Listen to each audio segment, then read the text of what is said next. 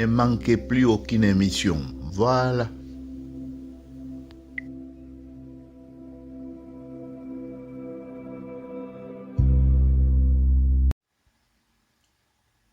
Salut à tous. C'est un grand plaisir pour moi de vous savoir très nombreux devant vos écrans. Petit, tout comme le large, bien sûr.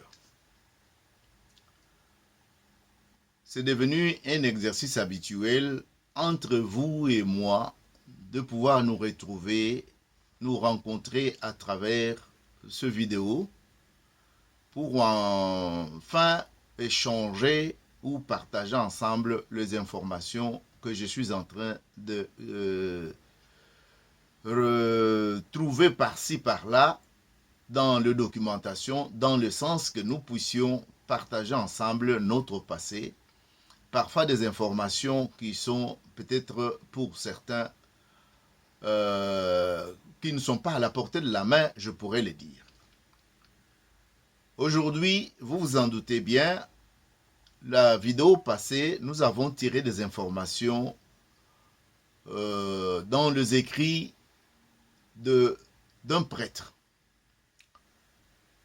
Et c'est ce même prêtre qui nous donne l'occasion, encore une fois aujourd'hui, de pouvoir partager ou de pouvoir pénétrer peut-être les informations que nous n'avons pas, mais des amis ou des connaissances ou de parents ou même les concernés eux-mêmes, mais qui ne savent pas d'où viennent peut-être leurs noms, qu'est-ce que ça signifie, pourquoi on les appelle ainsi.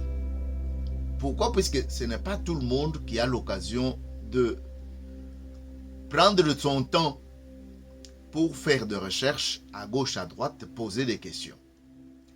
Et ce prêtre, il a eu ce temps-là. Ayant été pratiquement 9 ans, c'est-à-dire de 1899 ou 1899, chez les Balou Bahemba, à la mission catholique de Lukulu, Sacré-Cœur, il a contribué là-bas à l'élaboration de la monographie de Balouba. Je crois que vous avez maintenant une idée. Et en 1913, il se retrouve donc chez les Balouba entre 1899 à 1908 et 1913, il se retrouve chez un peuple et ayant eu goût et son travail qui a été aussi très apprécié par la Société d'ethnographes internationale ou la Société internationale d'ethnographie, se retrouvant face à un autre peuple et ayant les outils qu'il a utilisés de l'autre côté, il n'a pas hésité 2 fois, il a commencé à exploiter les informations en fonction des questionnaires. Le questionnaire que je peux vous dire qui a été élaboré par un ethnographe de renom en ce moment-là, appelé Alkin. Je vous dis que le prêtre en question, c'est le père Pierre Collet. Il a vécu dans l'ensemble sur cette terre des hommes de 1872, donc 1872 pour le Belge, à 1961. Et il a laissé les manuscrits.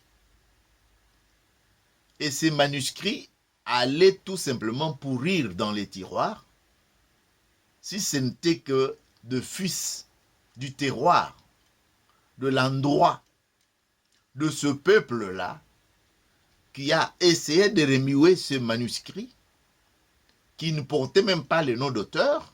Ce sont eux qui ont fouillé pour découvrir que c'était lui. Ils ont mis à la disposition, à notre disposition, ce matériel très important. C'est pourquoi je me suis dit, aujourd'hui je peux prendre le temps de vous en parler, de vous entretenir de ce sujet. Eh bien, je dirais ceci.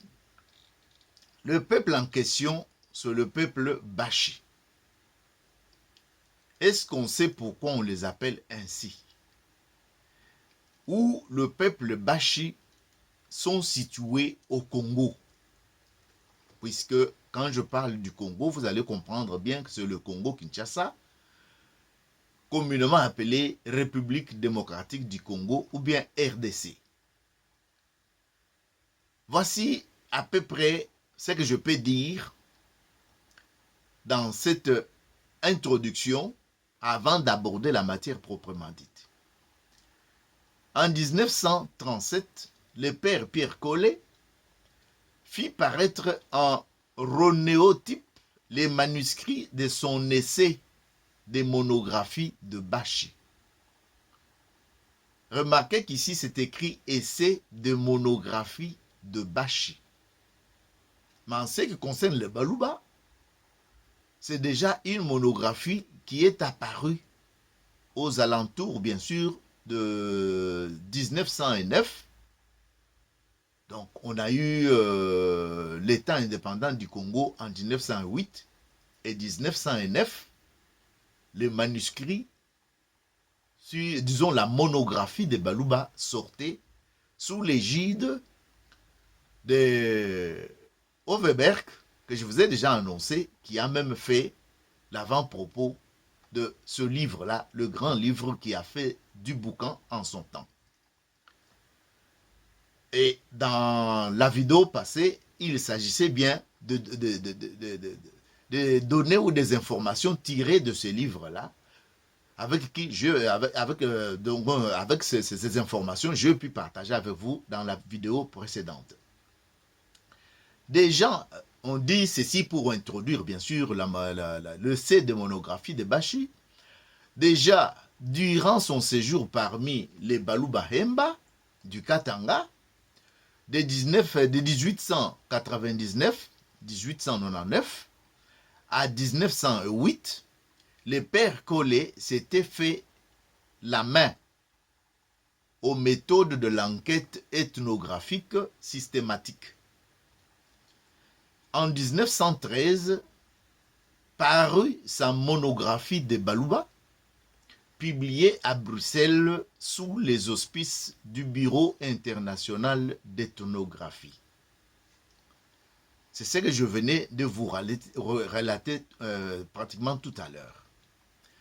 Dès son arrivée au Kivu, en 1913, je venais de vous le dire, le père Collet se met à étudier les coutumes et croyances.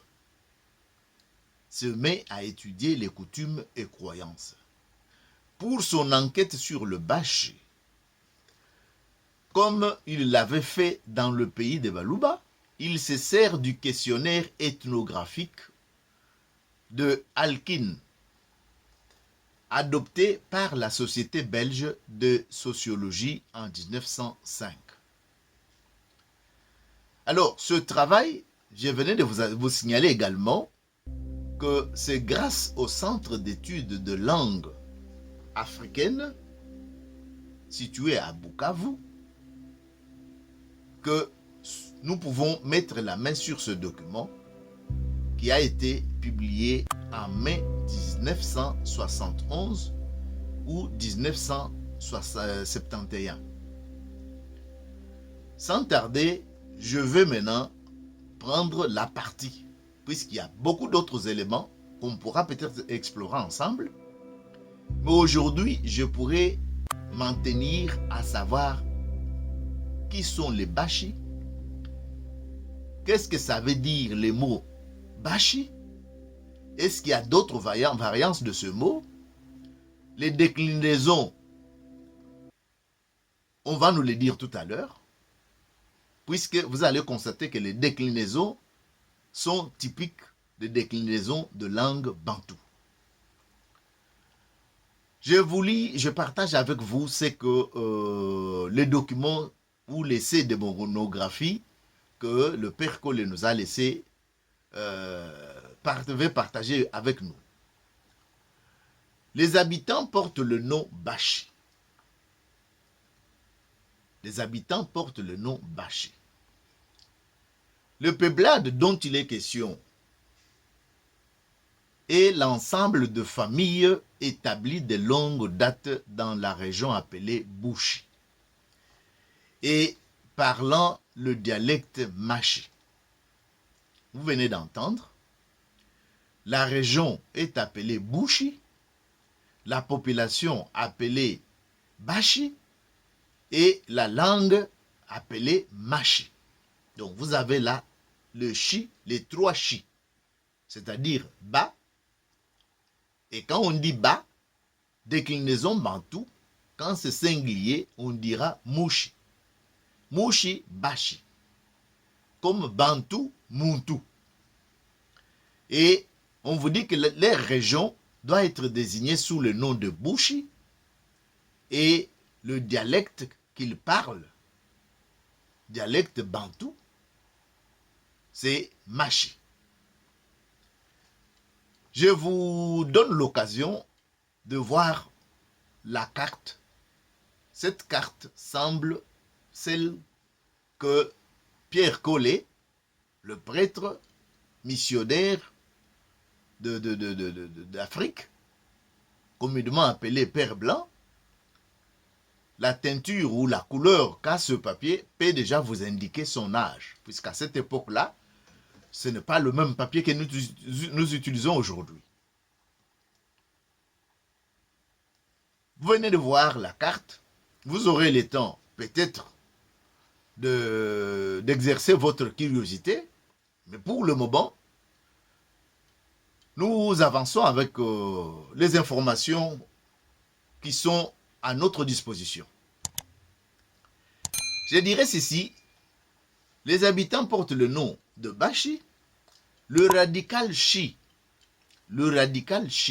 est fort probablement le même que SI, chi, ou alors CHI, chi. Des autres langues bantoues. Vous connaissez bien comment les langues bantoues peuvent être manipulées. Précédé du préfixe N, il signifie terre, sol. Et entre parenthèses, je vous dirai, par exemple, NSHI, Nchi. Ou alors NSI, Nsi. Ou alors, si vous voulez, les variantes qu'on vous a données tout à l'heure, NCHI, Nchi. Donc, ce sont les différentes possibilités qu'on peut utiliser pour écrire. En y ajoutant la marque du locatif KU ou bien HA, il a le sens de par terre, dessous, en dessous. Je viens de parler de HA et de KU. Et de NI, il a le sens de par terre, donc quelque chose qui est par terre, ou qui est en dessous, ou qui est dessous. C'est pour aider à la compréhension, puisque nous allons donner quelques exemples maintenant. Par exemple, on dira hanchi, hanchi, hanchi.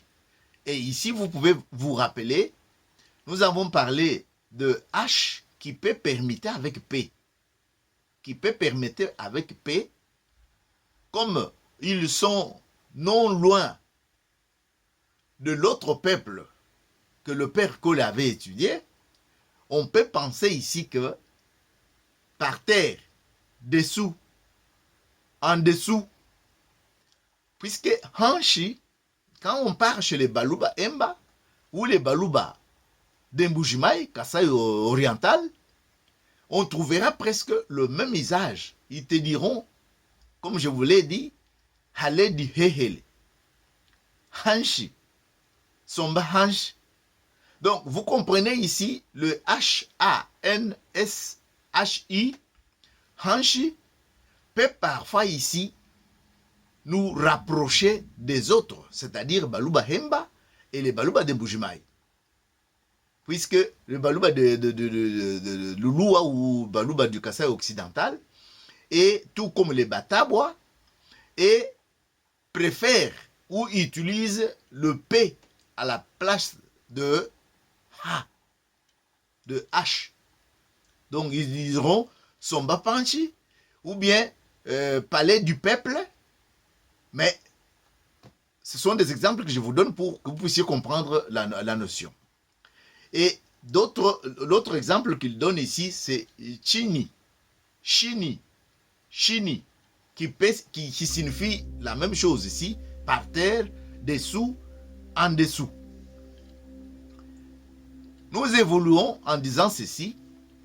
Le sens du mot Bashi semble donc être les gens de la terre.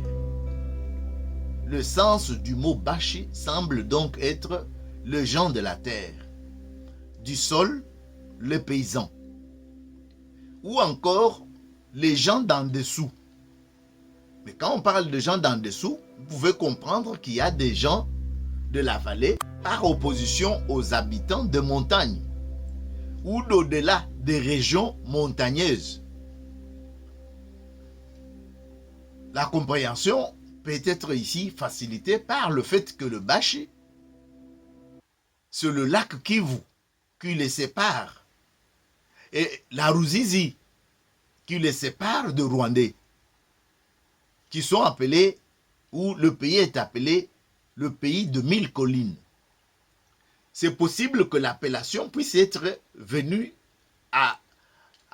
dans la promiscuité, disons le voisinage avec le Rwanda, que cette appellation a été, soit ce sont ceux qui sont au Rwanda qui pouvaient le désigner comme ça, puisqu'ils aiment vivre sur des collines, et comme ils aiment vivre au niveau des vallées, alors en ce moment-là, l'appellation peut être de muse. Donc, c'est la spéculation ici pour que nous puissions arriver à comprendre d'où semble être tirée la signification du mot Bashi.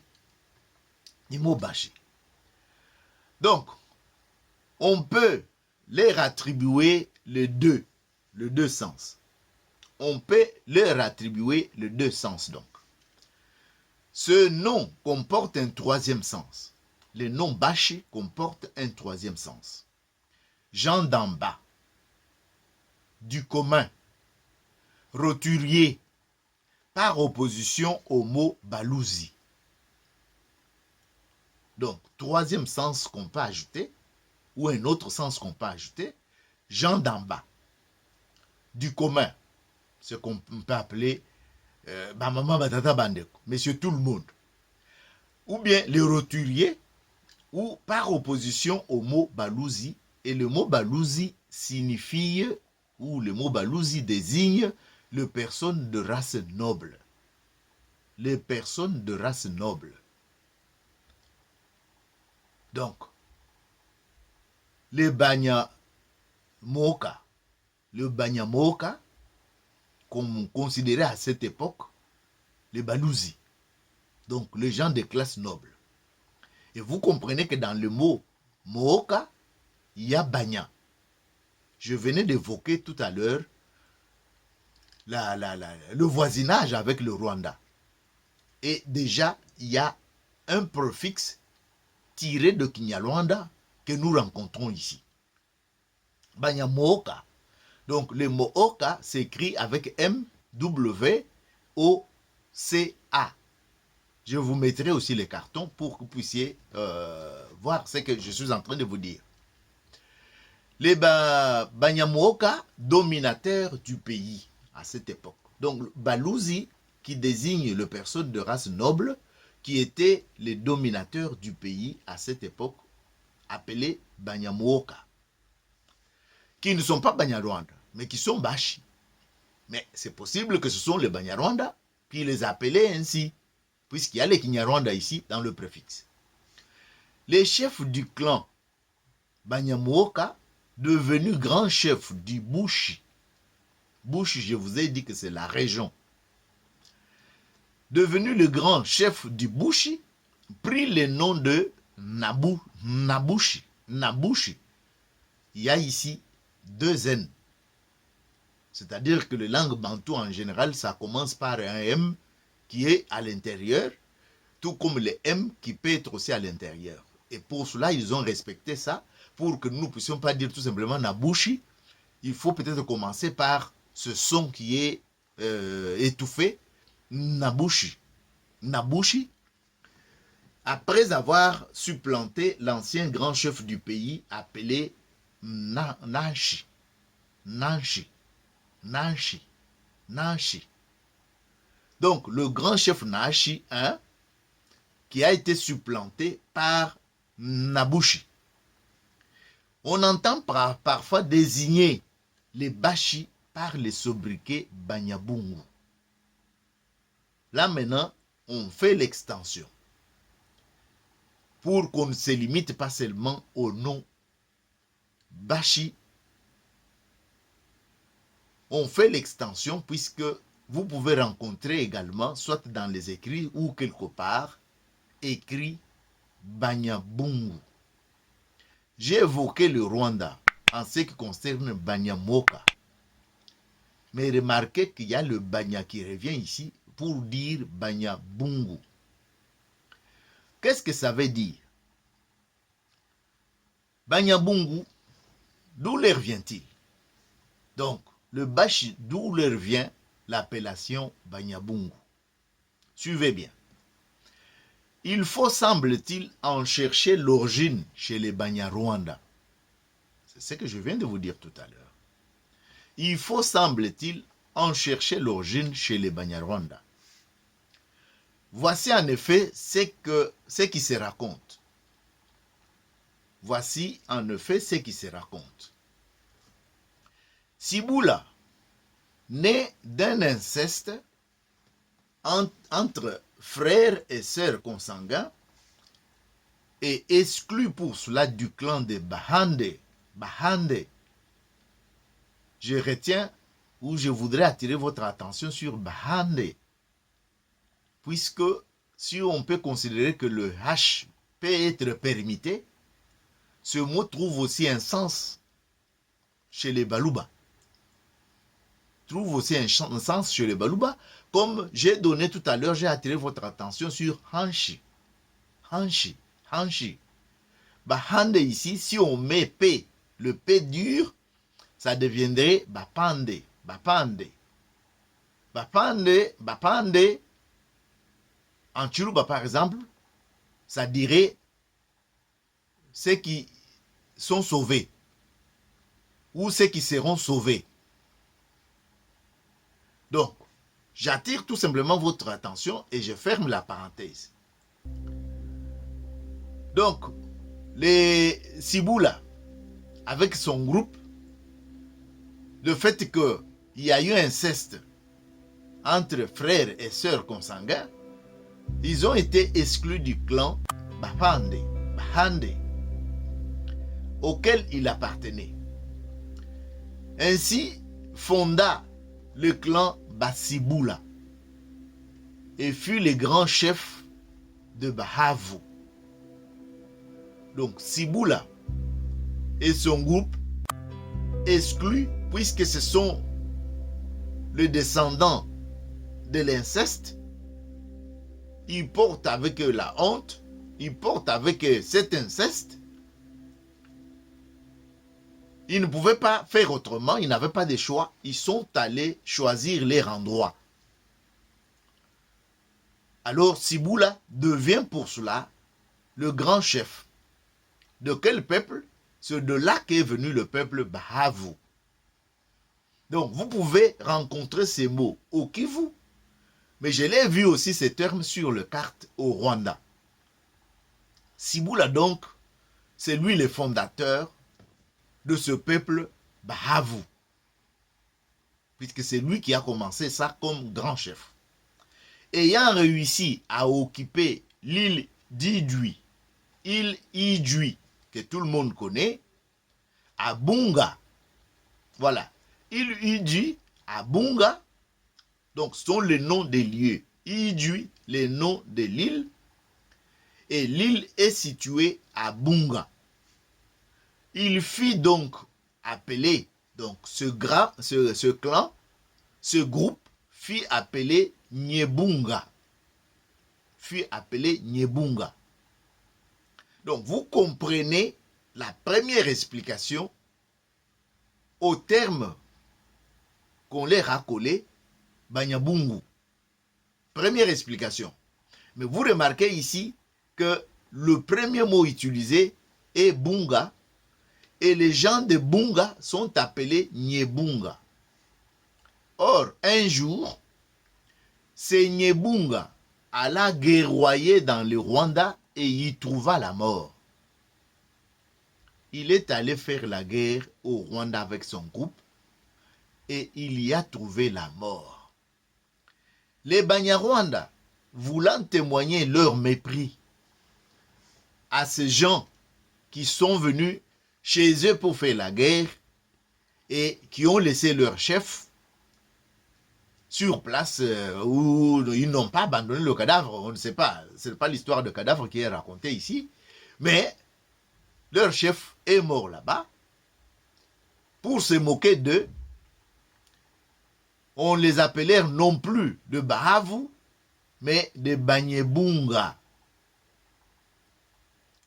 Donc à partir de cet événement, de cette guerre, les Rwandais ne les ont plus appelés Bahavu, ils les ont appelés Banyebunga. Mot qui finit par devenir Banyabungu. Mot qui finit par devenir Banyabungu. Et qui, dans leur bouche, avait le sens de fils d'inceste. Donc, l'inceste qui était collé au clan de Siboula, même quand les Rwandais changent le nom, en les appelant Banyabungu ou Banyebungu,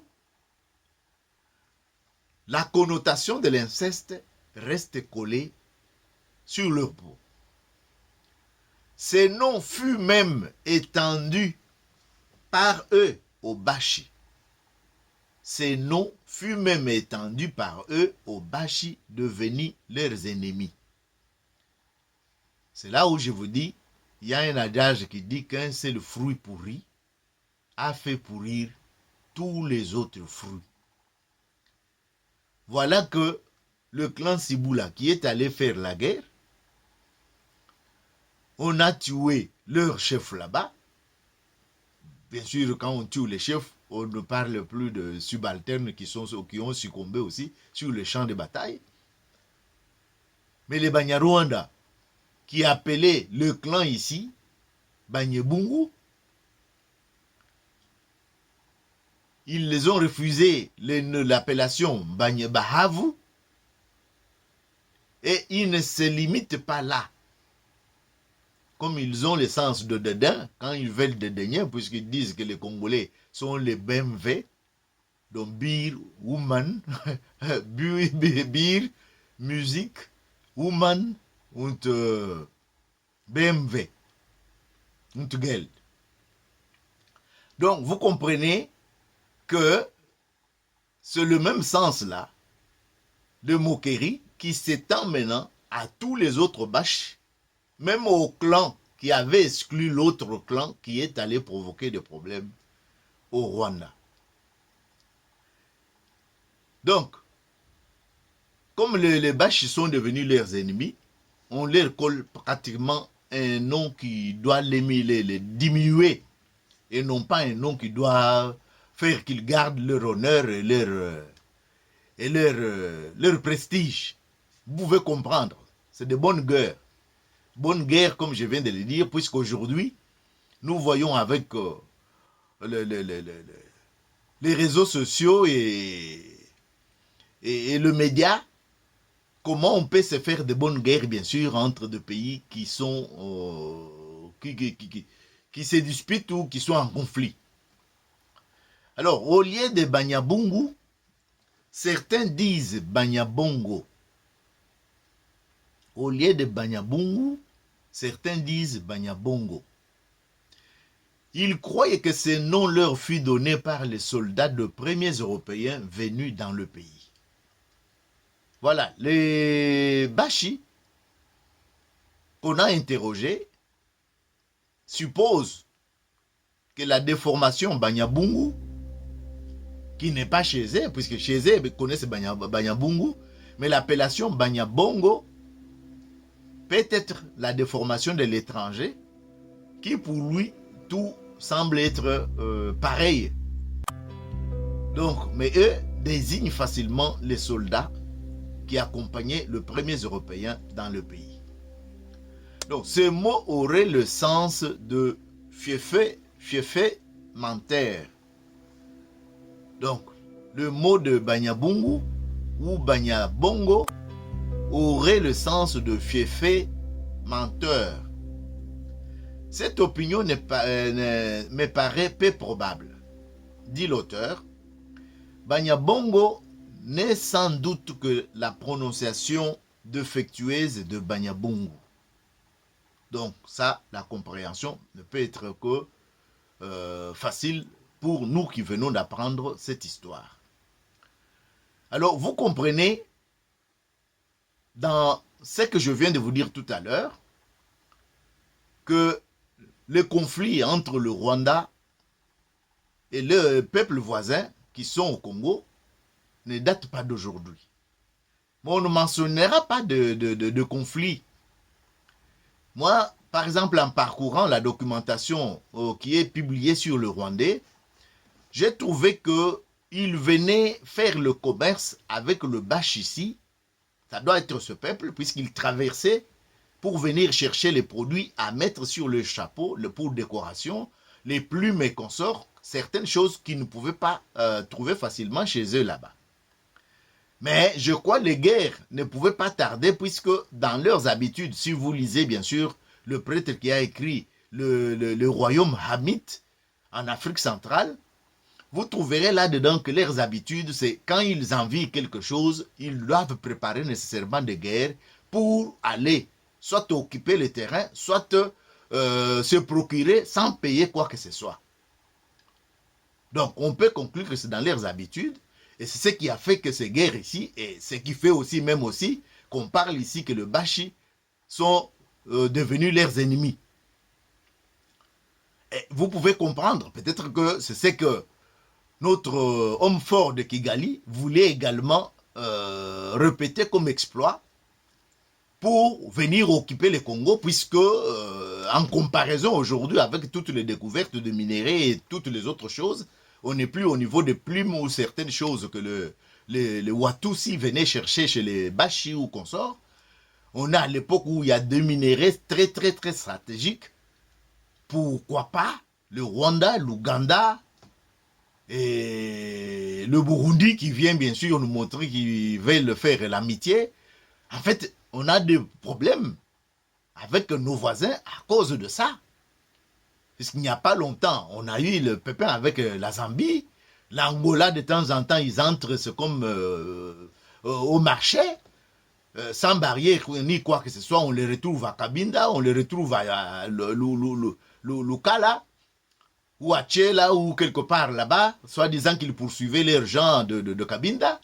Donc vous comprenez que le pays, avec ça, ne pourra pas avoir de paix. Et j'ai parlé, par exemple, de l'homme fort de Kigali, actuellement, qui a vécu une bonne partie de sa vie en exil, revenu au Rwanda. Il semble qu'il appelle le Rwanda district du Congo.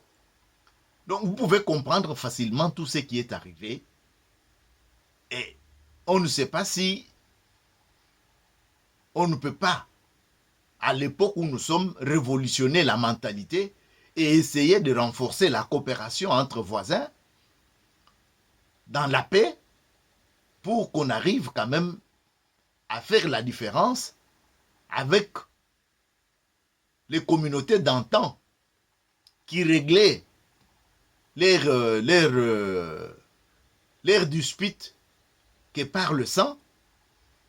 Est-ce que nous ne pouvons pas faire la différence avec eux de nos jours. Ce sont là les questions que je peux soulever en profitant de cette histoire de Bashi que nous venons de découvrir nous tous. Voilà, c'est sur ce que je vous dis merci beaucoup de votre attention et je vous donne rendez-vous pour d'autres vidéos comme on en a pris l'habitude. Ciao et à la prochaine.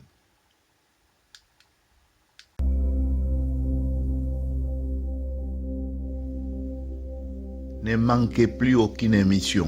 Voilà.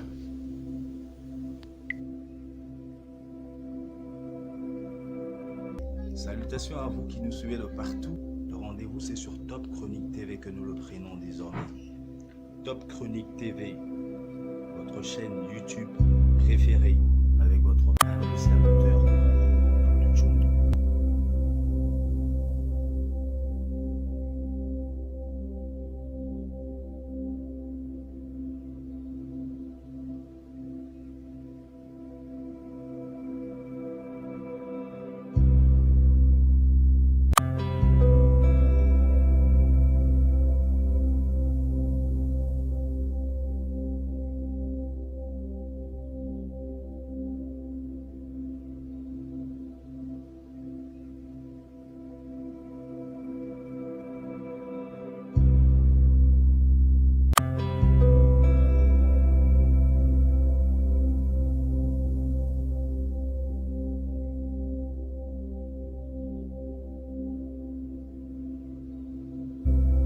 Top Chronique TV, votre chaîne préférée. Ne manquez plus aucune émission. Voilà.